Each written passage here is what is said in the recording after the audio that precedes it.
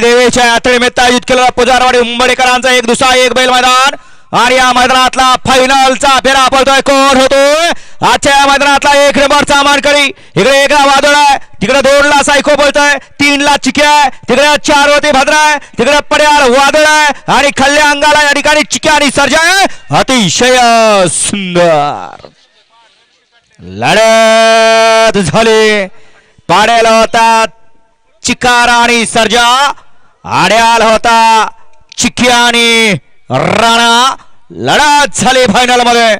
कोणी केला एक नंबर? आड्याला होता विठ्ठल राणा बुधाचा आणि पड्याला होता डबल डेकर किरण ड्रायव्हर वरुडचा. बैला बरोबर ड्रायव्हरचाही कस पणाला लागला. शेवटच्या क्षणी निकाल कोणत्या बैलानं घेतला? निकाल गेला कॅमेरामन कडे.